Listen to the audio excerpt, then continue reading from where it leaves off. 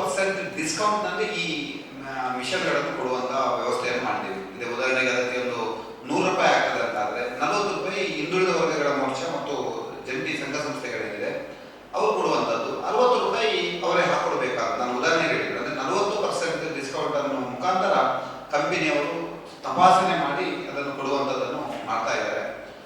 ಅದಕ್ಕೋಸ್ಕರ ನಾವು ನಿಮ್ಮ ಮುಂದೆ ಸೇರಿರುವಂಥದ್ದಾಗಿದೆ. ಅನೇಕ ಬಾರಿ ದಿವ್ಯಾಂಗರ ಜೊತೆ ಯೋಚನೆ ಮಾಡ್ತಾ ನಾನು ಪ್ರಸ್ತುತ ಬಂದೆ ನಮ್ಮ ಜೊತೆ ಕೆಲವು ವಿಚಾರಗಳನ್ನು ಹಂಚಿಕೊಂಡಿರುವಂಥದ್ದಿದೆ. ಒಟ್ಟು ನಮ್ಮ ದೇಶದಲ್ಲಿ ದಿವ್ಯಾಂಗರ ಸಂಖ್ಯೆ 2,68,00,000 ದಿವ್ಯಾಂಗರಿದ್ದಾರೆ. ಅದೇ ರೀತಿ ನಮ್ಮ ರಾಜ್ಯದಲ್ಲಿ 13,24,000ಕ್ಕಿಂತಲೂ ಅಧಿಕ ದಿವ್ಯಾಂಗರಿದ್ದಾರೆ. ಅದರಲ್ಲಿ ಕಣ್ಣು ಕಾಣದವರು ಹತ್ರ ಒಂದು 15ರಿಂದ 20 ಲಕ್ಷ ಜನ ಇದ್ದಾರೆ.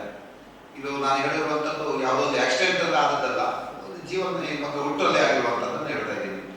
ಅದೇ ರೀತಿ ಒಟ್ಟು ಶ್ರವಣ ದೋಷದಲ್ಲಿ ಇರುವಂಥವರು ಒಟ್ಟು 63 ಲಕ್ಷಕ್ಕಿಂತಲೂ ಅಧಿಕ ಜನ ಕಿವಿಯ ಸಮಸ್ಯೆಯಿಂದ ಬಳಲ್ತಾ ಇದ್ದಾರೆ.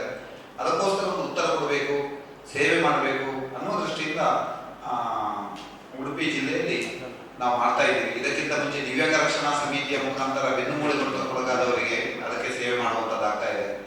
ಅವರಿಗೆ ಆಹಾರದ 2 ತಿಂಗಳಿಗೊಮ್ಮೆ ಅವರ ಮನೆಗೆ ಹೋಗಿ ಅವರಿಗೆ ಔಷಧಿಯನ್ನು ಕೊಟ್ಟು ಅವರಿಗೆ ಬೇಕಾಗಿರುವಂತಹ ಮದ್ದುಗಳನ್ನು ಕೊಡುವಂತಹ ಕಾರ್ಯ ದಿವ್ಯಾಂಗ ರಕ್ಷಣಾ ಸಮಿತಿಯ ವತಿಯಿಂದ ಆಗ್ತಾ ಇದೆ.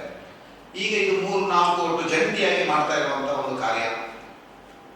ಅದಕ್ಕೋಸ್ಕರ ನಾವು 1ನೇ ತಾರೀಕು ನಾಳೆ ಅಲ್ಲ ನಾಳೆ ಬುಧವಾರ ಬೆಳಿಗ್ಗೆ 10 ಗಂಟೆಯಿಂದ ಸಂಜೆ 5 ಗಂಟೆ ತನಕ ಒಬ್ಬರಿಗೆ ಪರೀಕ್ಷೆ ಮಾಡಲಿಕ್ಕೆ ಒಂದು 15 ನಿಮಿಷ ತಗೊಳ್ತೀವಿ. ಒಟ್ಟು ದಿನ ಇಡೀ 30 ಜನರಿಗೆ ಪರೀಕ್ಷೆ ಮಾಡಿಕೊಡುವಂಥದ್ದಾಗ್ತದೆ. ಇದು ನಮ್ಮ ಒಟ್ಟು 6ನೇ ಕ್ಯಾಂಪ್. ದಿವ್ಯಾಂಗ ರಕ್ಷಣಾ ಸಮಿತಿ ಬೆಳಗ್ಗೆ ವತಿಯಿಂದ ಮಾಡ್ತಿರುವಂಥದ್ದಾಗಿದೆ. OBC ಮೋರ್ಚಾದಲ್ಲಿ ಇದು ಮೊದಲನೇ ಕ್ಯಾಂಪ್. ಒಟ್ಟು ಜಿಲ್ಲೆಯಲ್ಲಿ ಎಲ್ಲ ಮಂಡಲಗಳಲ್ಲೂ ನಾವು ಇಂತಹ ಶ್ರವಣದ ಸಮಸ್ಯೆ ಯಾರಿಗಿದೆ ಅದನ್ನು ಕಾರ್ಯಕ್ರಮ ಮಾಡಬೇಕು ಅನ್ನೋ ದೃಷ್ಟಿಯಿಂದ ಯೋಚನೆಯನ್ನು ಮಾಡಿದ್ದೀವಿ. ಅದು ಮುಂದಿನ ದಿನಗಳಲ್ಲಿ ಎಲ್ಲ ಮಂಡಲ ಅಂದರೆ ಉದಾಹರಣೆಗೆ 5 ವಿಧಾನಸಭಾ ಕ್ಷೇತ್ರಗಳಿದೆ. ಒಂದು ಬೈಂದೂರು ಇರ್ಬೋದು, ಕುಂದಾಪುರ ಇರ್ಬೋದು, ಅದಾದಮೇಲೆ ಉಡುಪಿ ನಗರ ಮತ್ತು ಗ್ರಾಮಾಂತರ 2 ಇದೆ.